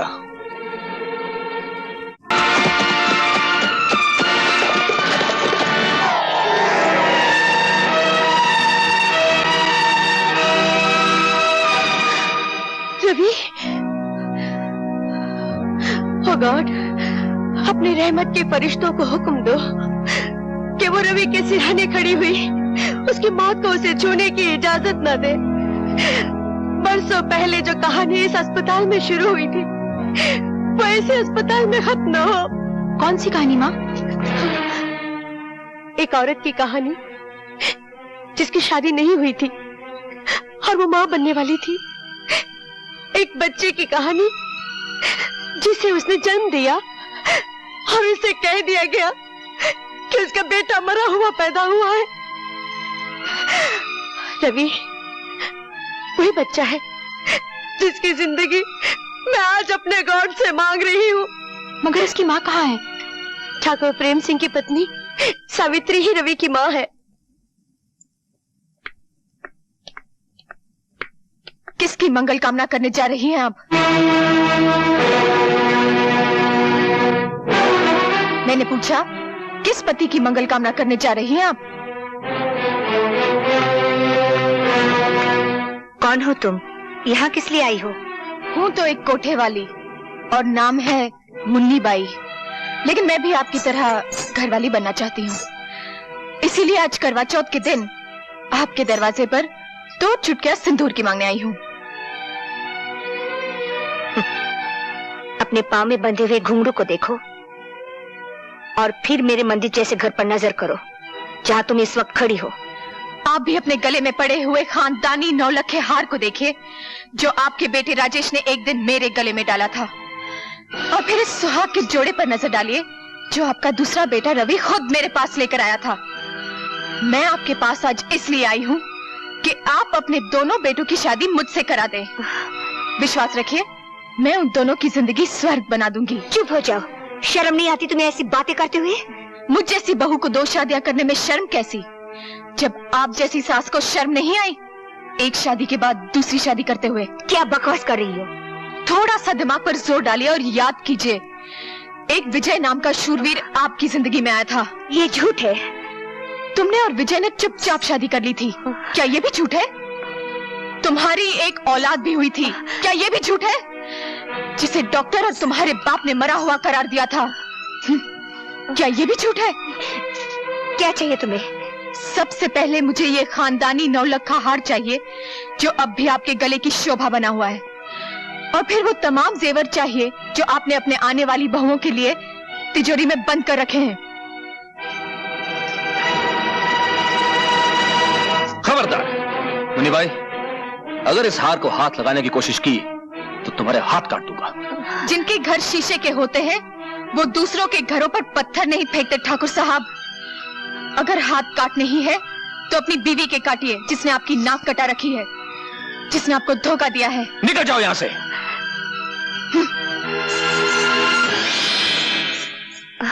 अब मैं तुमसे पूछता हूं सावित्री, जो कुछ इसने कहा क्या वो सच है?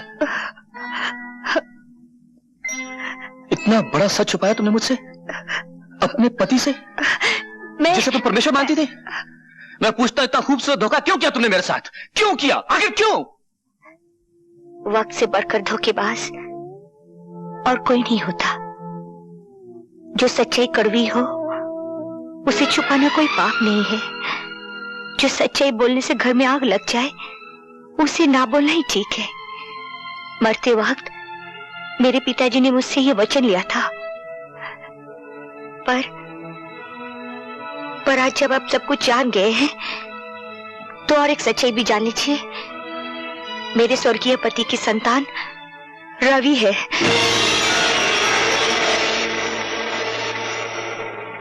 पर मैं आपके चरणों की सौगंध खाकर कहती हूँ, ये जानती हुई कि रवि मेरा बेटा है, मैंने उसे आज तक बेटा कहकर पुकारा नहीं। माँ के सामने बेटा हो और माँ उसे गले से ना लगाए, ये कोई छोटी बात नहीं है। बड़े बड़े कारनामे हैं तुम्हारे, छोटा काम तो तुमने कभी किया ही नहीं ना। मेरे बेटे राजेश को जानबूझकर इतना प्यार दिया कि वो गलत रास्ते पे चला जाए। ममता का नाटक करके जहर दिया तुमने उसे, और एक माँ होकर धीरे धीरे उसे गुनहगार बना दिया, और फिर अपने असली बेटे को एक देवता के रूप में मेरे सामने पेश कर दिया। ये सच नहीं है। मैं जिंदा नहीं छोड़ूंगा तुम्हें। बाबूजी!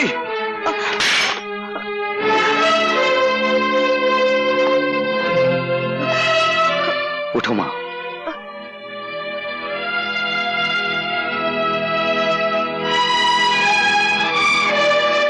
भगवान की निगाहों के सामने कोई गिरा हुआ नहीं होता।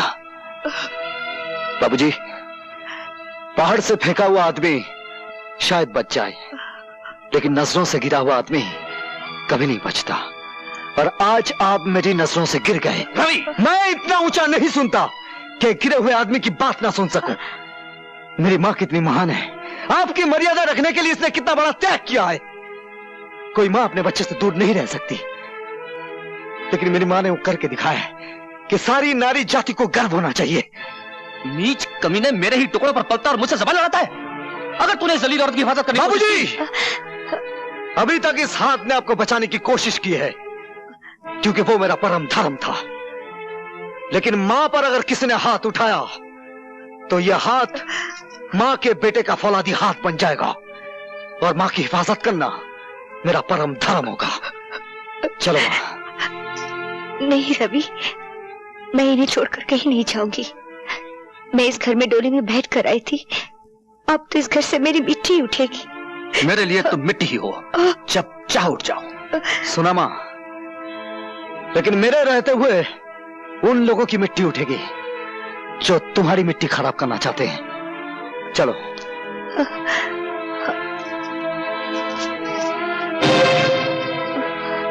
क्षमा और दया का दान तुम्हें इन दरवाजों से नहीं मिलेगा मां।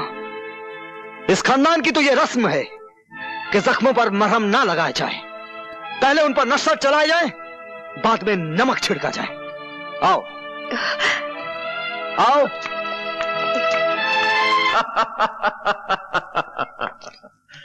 शाबाश मुन्नी भाई, शाबाश। बरसों के बाद आज वो दिन आ गया है बेटे, जिसका हमें इंतजार था। लोहे की वो दीवार चकनाचूर हो गई है जो आज तक प्रेम सिंह को मुझसे बचाती रही। आज हम सबको अपना अपना हिसाब चुकता करना है। तुम्हें अपना हक मांगना है अपने बाप से, मुन्नी बाई को अपने घायल प्यार की कीमत मांगनी है रवि से, और शक्ति सिंह को अपनी मोहब्बत की खातिर अपनी जान की बाजी लगानी है, और मुझे अपनी नफरत की आग ठंडी करने के लिए प्रेम सिंह का खून पीना है। और राजेश, आओ मेरे साथ, हम दोनों की मंजिल एक है। और तुम शक्ति सिंह मेरे साथ आओ। अगर तुमने रवि का किस्सा तमाम कर दिया तो मेरे तमाम इनकार तुम्हारे सामने हथियार डाल देंगे।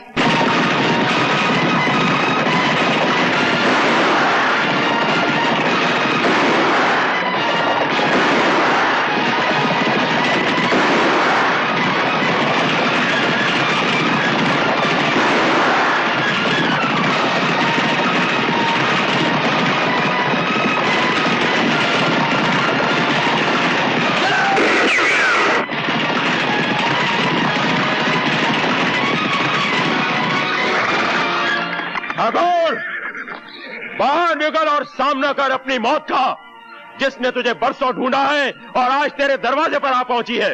ये क्यों नहीं कहता कि तू खुद मौत के दरवाजे पे आ गया है?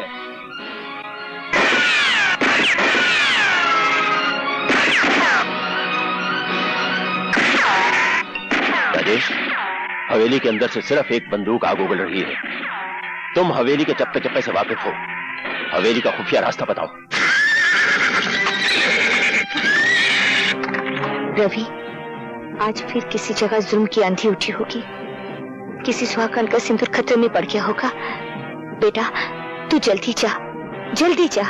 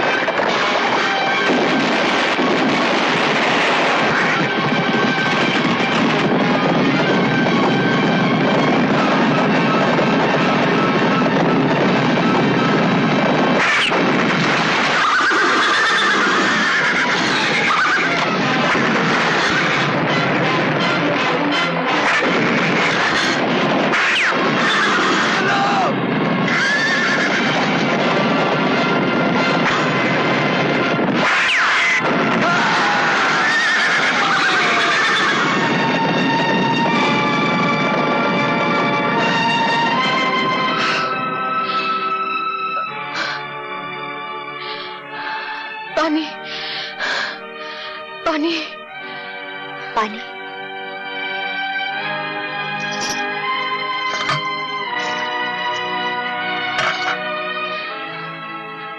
पानी। उठो बेटी,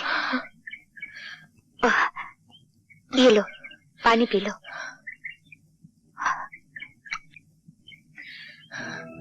आपने मुझे बेटी कहा? और क्या कहती बेटी? लोगों ने मुझे सैकड़ों नामों से पुकारा है। किसी ने वैश्या कहा, रंडी कहा और कोठे वाली कहा है, लेकिन आज तक इतने प्यार से किसी ने मुझे बेटी नहीं कहा। बेटी, लोगों ने हमें ये सब नाम दिए हैं और इन लोगों ने हमें पत्नी भी कहा, बीवी भी बनाया, बहन भी बनाया।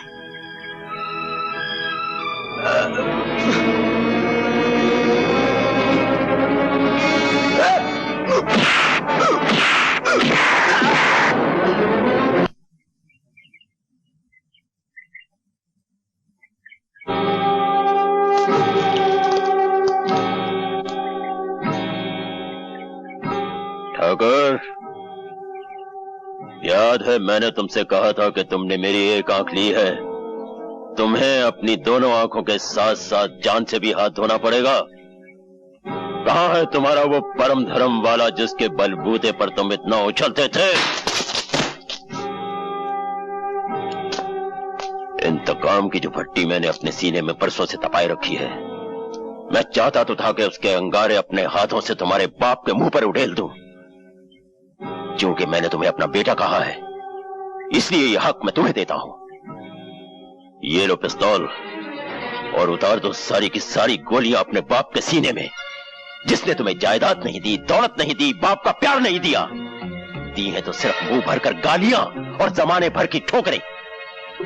चलाओ गोली और खत्म कर दो इस बाप बेटे के झूठे नाटक को हमेशा के लिए।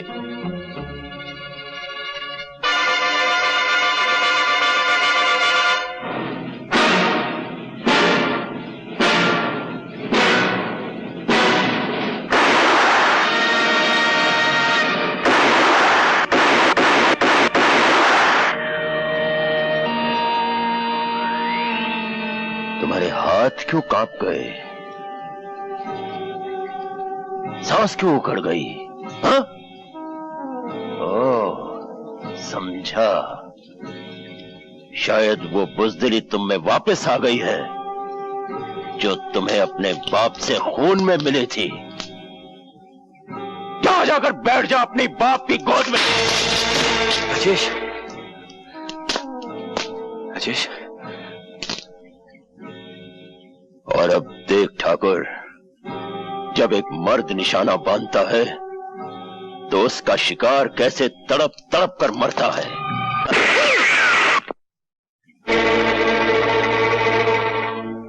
एक आंख के अंधे, अपने दोनों कानों से सुन, यह तेरी तीसरी और आखिरी गलती है। अब की बार मैं तुझे माफ नहीं करूंगा। अपने कुत्तों से कह दे अपने बंदूकें फेंक दे, वरना एक गोली तेरे सीने में उतार दूंगा। बंदूकें फेंक दो।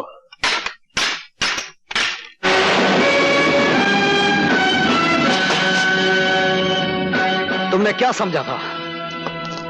अपनी अंधी इंतकाम की आग में इन दोनों को जला सकते हो? इसमें से एक को मैंने भाई माना है और दूसरे को पिता का दर्जा दिया है। अबे ओ 2 नंबर के बेटे, तू ये कैसे भूल गया कि इसने तेरी मां को धक्के मारकर घर से बाहर निकाला था और इसी ने कहा था कि तू इसका नहीं, किसी राहगीर का तोहफा है। मैं एक बहादुर बाप की यादगार हूं जिसने अपनी जान दे दी सुहागनों को बचाते हुए। ये मेरे पिता ना से ही, लेकिन मेरे मां के सुहाग हैं और उनके सुहाग को बचाना मेरा परम धर्म है।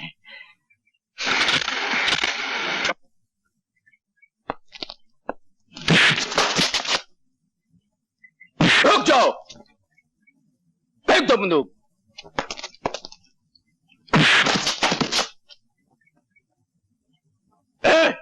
बांध दो इन हरामखोरों को। मैं तुम्हें मामूली मौत नहीं मारूंगा, मैं तुम्हें जिंदा जला के मारूंगा।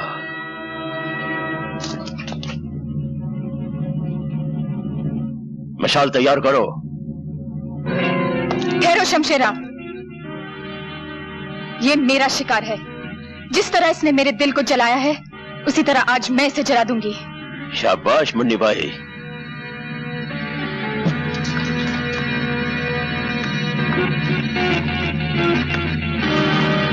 रवि, जला दे जलाने वाले को।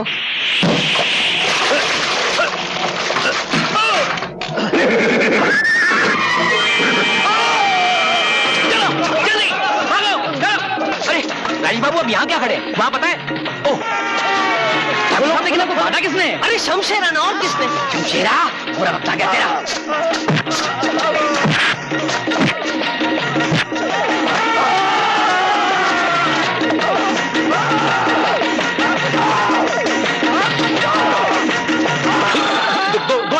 दोने मारने का, एक आदमी को दोने मारने का। मेरे को मारेगा? नहीं, तेरे को साथ में लेके साथ में लेके जाएगा तेरी। अबे छोड़। ए डकुआ, औरत पे हाथ उठाता है? अरे हिम्मत है तो मुझसे लड़। ये अरे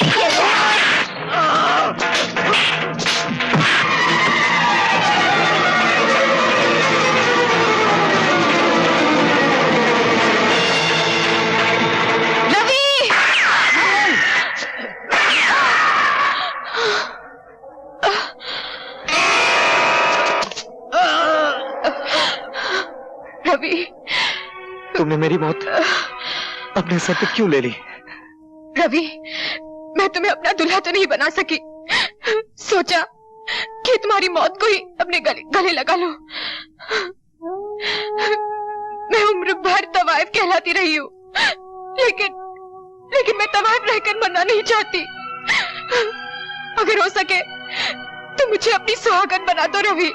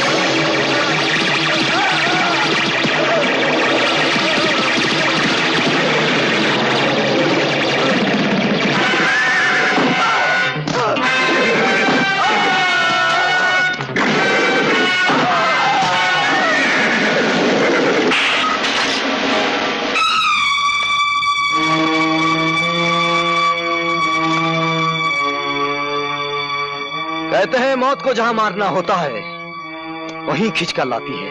ये भगवान और ये फरिश्ता गवाह है कि ये वही जगह है।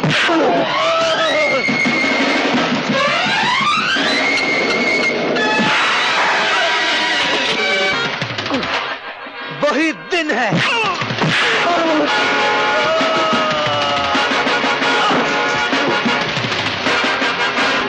विजय, विजय, नहीं विजय, विजय। मरते वक्त हर गुनाह की तस्वीर सामने आ जाती है। मेरे पिता के कातिल, गौर से देख, तेरी मौत का नाम विजय नहीं रवि है। फर्क सिर्फ इतना है कि मेरे पिता की आत्मा मुझ में समा गई है तेरा नाश करने के लिए।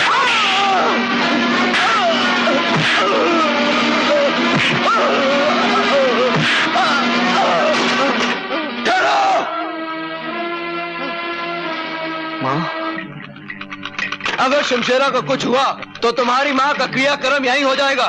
बस शक्ति, तू फिक्र मत कर बेटे, इस बुराई को हमेशा के लिए खत्म कर दे। सुहागनों की सुहाग को मिटाने वाले इस पापी को हमेशा के लिए मिटा दे। बच्चों को अनाथ करने वाले इस राक्षस को खत्म कर दे।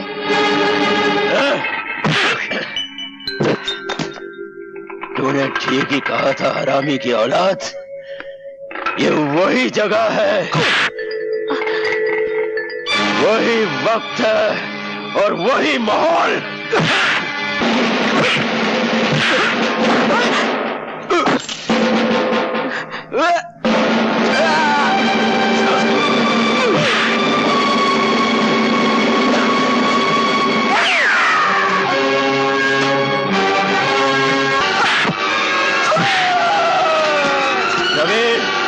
विजय के पिल्ले, अगर तेरा कोई भगवान है तो बुला ले उसे मदद के लिए, क्योंकि अब ये शैतान तुझे जिंदा नहीं छोड़ेगा।